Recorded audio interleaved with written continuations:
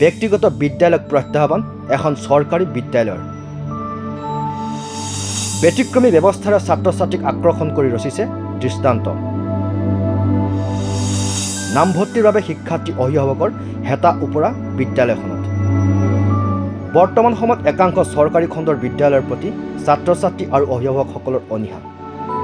নিজ সন্তানক চৰকাৰী বিদ্যালয়ৰ পৰিৱৰ্তে ব্যক্তিগত খণ্ডৰ বিদ্যালয়ত অধ্যয়ন কৰালেহে যেন নিজ সন্তানৰ সপোন পূৰ্ণ হ'ব, সেইটোৱে আশা কৰে বহু অভিভাৱকে। এনে সময়তে চতিয়াৰ উত্তৰ অঞ্চলৰ চৰকাৰী খণ্ডৰ দলংগুৰি উচ্চতৰ মাধ্যমিক বিদ্যালয়ত নামভৰ্তিৰ বাবে দেখা গ'ল এক বিপৰীত দৃশ্য।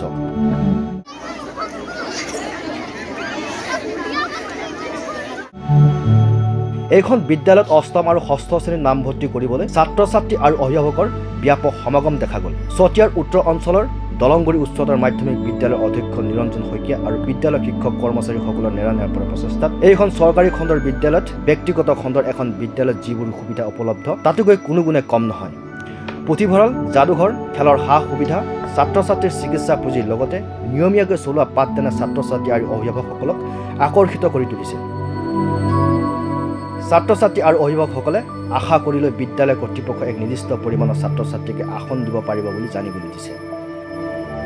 হয় যে আমি ইমানখিনি ছাত্ৰ ছাত্ৰীক ইয়াত যিহেতু এডমিশ্যন দিব নোৱাৰোঁ, তাৰ কাৰণে আমি এটা বাছনি পৰীক্ষা পাতোঁ। আজি আপোনালোকে দেখিছেই কিমান ছাত্ৰ ছাত্ৰী আহিছে, 400 মান ছাত্ৰ ছাত্ৰী আহিছে আমাৰ 6 আৰু 9ৰ কাৰণে। গতিকে আমি সকলোকে ইমানখিনিটো দিব নোৱাৰোঁ।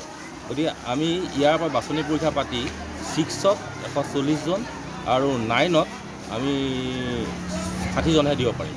গতিকে আমি ইয়াত দেখিছোঁ যে বহুত ছাত্ৰ ছাত্ৰী ইয়াত পঢ়িবলৈ ইচ্ছা প্ৰকাশ কৰে আৰু তেওঁলোকে আহে। স্কুলখনৰ সা সুবিধা কৰা তেওঁলোকে জানে। বিশেষকৈ এইবাৰ আমাৰ স্কুল যে PMCত আমাৰ স্কুলখন অন্তৰ্ভুক্ত হৈছে। বিশ্বনাথ ডিষ্ট্ৰিক্টৰ ভিতৰত এখনেই স্কুল এইবাৰ prime minister schools for rising ইণ্ডিয়াত এখনেই অন্তৰ্ভুক্ত হৈছে, সেইখনেই হ'ল দলংগুৰি উচ্চতৰ মাধ্যমিক বিদ্যালয়। আৰু ইয়ালৈ ছাত্ৰ ছাত্ৰী অহা বহুত কাৰণ আছে যে ছাত্ৰ ছাত্ৰীসকল ইয়াত কি হয়, ক্লাছসমূহ আমাৰ ইয়াত একদম নিয়মানুৱৰ্তিতাত হয়। তো যিখিনি ক্লাছ হয় সম্পূৰ্ণৰূপে হয়। আমাৰ ছাত্ৰ ছাত্ৰীসকল আৰু শিক্ষকসকলৰ কাৰণে আমাৰ কিছুমান নিয়ম নীতি তৈয়াৰ কৰা হৈছে। সেই নিয়ম নীতি অনুসৰি এইখিনি চলি থাকে। যেনে আমাৰ ছাত্ৰ ছাত্ৰীসকল কেতিয়াও 9টা বজাৰ পিছত নাহে আৰু শিক্ষকসকলো কেতিয়াও 9টা বজাৰ পিছত নাহে। তেওঁলোকে সম্পূৰ্ণ এটা নিৰ্দিষ্ট সময়ত আহি পেলাই পাঠদান কৰে আৰু সেই পাঠদান অনুযায়ী আমাৰ ৰিজাল্টটো ভাল। আপোনালোকে দেখিছে যে আমাৰ স্কুলৰ পৰিৱেশো ভাল আৰু আমাৰ স্কুলত বিভিন্ন ধৰণৰ আপোনালোকৰ বস্তু দেখা পাব।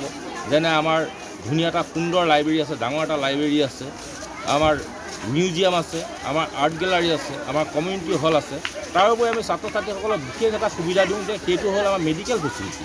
তেওঁলোকৰ যিকোনো অসুবিধা হ'লে আমি ইমিডিয়েট তেওঁলোকক আমি মেডিকেলৰ সুবিধাটো কৰি দিওঁ।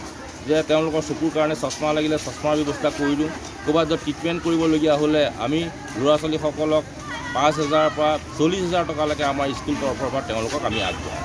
আৰু সেইফালে চাই আমাৰ ছাত্ৰ ছাত্ৰীসকল ইয়াত আহিবলৈ বিৰাট আগ্ৰহ প্ৰকাশ কৰে। কিন্তু আমি সকলোকে যে ইয়াত এডমিশ্যন দিব নোৱাৰোঁ, আমি দুখিত যে সকলোকে আমি এডমিশ্যন দিব পৰা আমাৰ সক্ষমতা নাই।